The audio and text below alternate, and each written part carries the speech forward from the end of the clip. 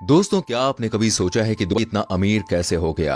अगर आप सोचते हैं कि दुबई तेल की बदौलत इतना अमीर है तो हमारी इस वीडियो को एंड तक जरूर देखें। दोस्तों, 30 साल पहले दुबई में सिर्फ रेत थी। दुबई में ना तो खेती बाड़ी होती थी और ना ही दुबई के पास अपना खुद का पीने का पानी था। फिर भी आज दुबई वर्ल्ड के सबसे विकसित शहरों में से एक है। यहाँ की पुलिस फोर्स जीप नहीं, बेंटले, एस्टन मार्टिन और ऑडी जैसी सुपरकार्स से चलती है। दुबई ने विश्व का सबसे पहला 7 स्टार होटल बुर्ज अल अरब बनाया। दुनिया की सबसे ऊंची इमारत बुर्ज खलीफा का निर्माण किया। तो दोस्तों, सवाल यह है कि दुबई के पास इतना पैसा आया कहां से? तो चलिए आपको ले चलते हैं 1966 में। दोस्तों, 1966 में दुबई के फतेह तेल क्षेत्र में तेल की खोज की गई थी। ठीक 3 साल बाद 1969 में दुबई ने तेल का निर्यात शुरू किया और पहली शिपमेंट 1,80,000 बैरल्स का था। 1971 में दुबई यूनाइटेड अरब एमिरेट्स यानी यूएई का हिस्सा बना। यूएई में 7 सल्तनत Abu Dhabi, Dubai, Sharjah, Ajman, Al Quwain, Fujairah और रस अल खैमा शामिल हैं। 1972, 1973 और 1982 में दुबई ने 3 और तेल क्षेत्र की खोज की। 1999 में सरकारी company Emirates national oil company ने अपना पहला रिफाइनरी खोला। दुबई को अमीर और कामयाब तेल ने नहीं, बल्कि दुबई के रॉयल हाइनेस मोहम्मद बिन राशिद अल मखदूम की दूरदर्शी सोच ने बनाया है।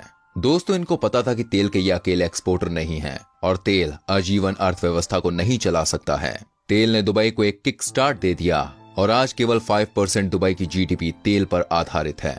तो सोचने वाली बात है, 95% किस पर आधारित है? फ्रेंड्स, 95% में real estate, aviation, trade, finance और सबसे अहम टूरिज्म शामिल है। दुबई के निर्माण में सबसे मुश्किल ये आई कि दुबई कच्ची जमीन पर स्थित शहर है और कच्ची जमीन पर बिल्डिंग्स बनाना तकरीबन असंभव है। पर शेख मोहम्मद बिन राशिद को असंभव को संभव करना आता है। उन्होंने दुनिया भर से एक से बढ़कर एक बुद्धिजीवियों को ढूंढा, एक से बढ़कर एक आर्किटेक्ट को बुलाया और उनसे कंसल्ट किया।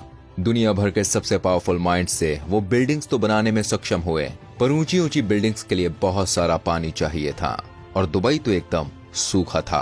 तो शेख को एक सवाल आया और उसने पूछा, ईस्टर्न रेंज के पहाड़ों के बीच जो वैली है वो अपने आप कैसे बनी? तो उन बुद्धिजीवियों ने बताया, दरअसल लाखों साल पहले यहाँ पानी बहता होगा और पानी के बहाव ने ही पहाड़ों के बीच एक घाटी बनाई होगी। तो फिर शेख ने पूछा, अगर पानी बहता होगा तो वो पानी कहाँ गया, क्योंकि दुबई तो एकदम सूखा है? तो उन बुद्धिजीवियों ने बताया कि हो सकता है पानी अभी भी जमीन के नीचे हो। शेख ने पूछा, क्या हम उसे निकाल सकते हैं? बुद्धिजीवियों ने कहा, हाँ, कोशिश कर सकते हैं। फिर शेख ने जल्द ही एक कमेटी बनाई और उन्हें जमीन के नीचे से पानी ढूंढने का जिम्मा सौंपा। उन्होंने खुदाई का काम शुरू किया और पता लगाया कि आज भी कुछ किलोमीटर नीचे पानी उस रेत के नीचे दबा हुआ है। उन्होंने एडवांस टेक्नोलॉजीज की मदद से उस पानी को बाहर निकाला। शेख को पता था कि उनके पास पैसा और पावर है। उनकी कल्पना वाले दुबई को बनाने के लिए उन्हें बस शार्प माइंड्स को हायर करना होगा और फिर काम करवाना होगा। शेख ने अपनी कल्पना के अनुसार दुबई को बनाने का काम शुरू किया। उन्होंने एक ऑयल बेस्ड इकोनॉमी को एक टूरिज्म और ट्रेड बेस्ड इकोनॉमी बना दिया। शेख ने ठाना कि दुबई में जो भी बनेगा वो वर्ल्ड का सबसे बेहतर और सबसे बड़ा बनेगा। इन्होंने कच्ची जमीन पर दुनिया की सबसे ऊंची इमारत बुर्ज खलीफा बना डाली। इन्होंने वर्ल्ड का पहला और अकेला सर्टिफाइड 7 स्टार होटल बुर्ज अल अरब बनाया, सबसे ऊंची होटल JW मैरियट बनाया और इन्होंने main mad island palm Jumeirah बनाया। दुनिया का सबसे बड़ा बगीचा भी बनाया। इन्होंने दुनिया का सबसे बड़ा सोने का बाजार बना दिया। Under water hotel, under water bridge और अंडर वाटर टेनिस कोर्ट भी बना दिया। इन्होंने दुनिया का सबसे लंबा ऑटोमेटेड ट्रेन नेटवर्क बना दिया, सबसे ऊंचा टेनिस कोर्ट बना दिया। दुबई में या तो दुनिया की सबसे बेहतरीन चीज बन चुकी है या बनाई जा रही है। इसी वजह से दुबई को सिटी ऑफ क्रेन्स भी कहा जाता है। दुबई में लगभग वर्ल्ड के 20 to 25% क्रेन्स मौजूद हैं। सोचिए, सिर्फ एक 4,114 स्क्वायर किलोमीटर यानी महाराष्ट्र के लगभग 2% जगह वाले शहर में विश्व के 20 से 25% क्रेन्स मौजूद हैं। तो वो किस गति से विकास कर रहा होगा? दुबई के कामयाब होने के पीछे उनके कड़े नियम और ऑटोमेटेड सर्वेलेंस ने भी एक अहम भूमिका निभाई है। दुबई में पब्लिक ट्रांसपोर्ट में खाना या पीना गैर कानूनी है।